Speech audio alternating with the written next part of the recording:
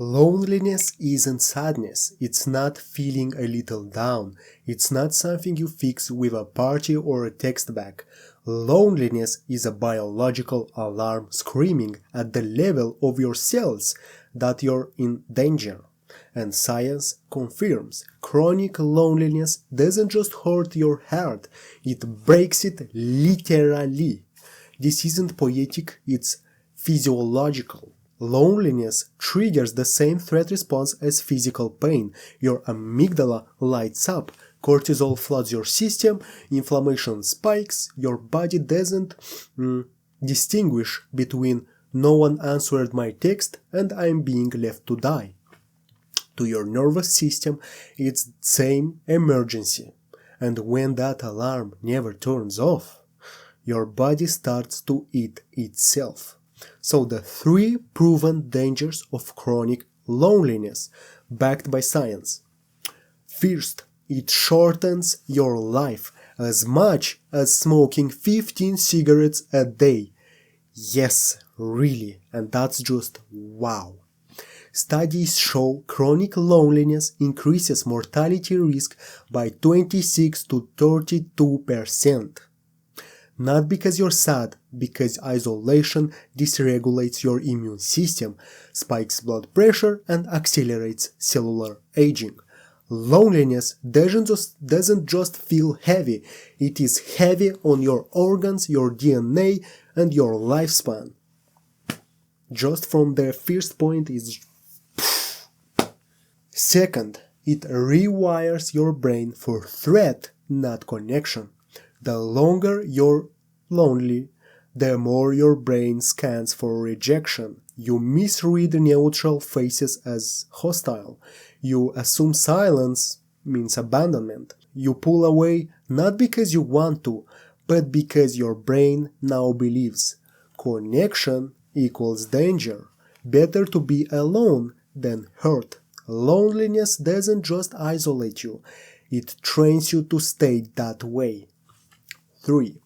It mimics and magnifies mental illness. Loneliness doesn't cause depression, but it fuels it, doubling the risk.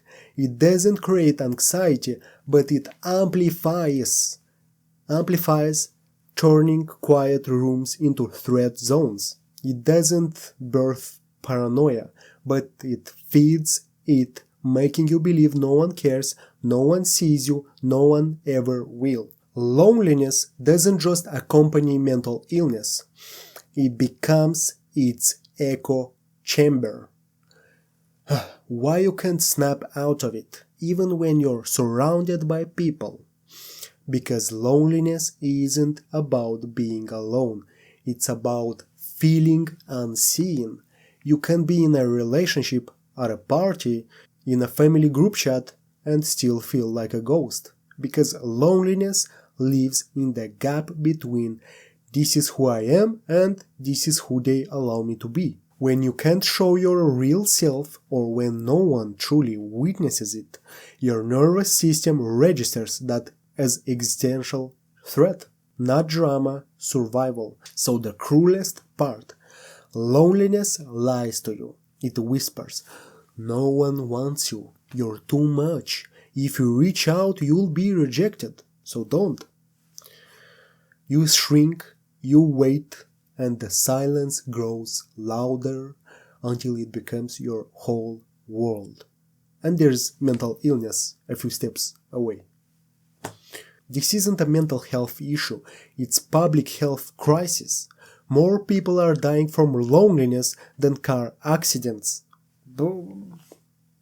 More people are suffering from isolation than diabetes. And yet, we treat it like personal failing, not systemic collapse. We tell people to put themselves out of there, while ignoring that the world has become less safe, less kind, less witnessing. You don't need to be more social, you need to be seen. Not for your performance, not for your positivity, not for your productivity, but for your humanity. Messy, trembling, real. Loneliness isn't your fault, but healing from it That starts with one terrifying necessary act: letting yourself be witnessed exactly as you are. Even if your voice shakes, even if you cry, even if you say, "I'm lonely and I'm scared to say it," because the moment you speak it, you break its spell.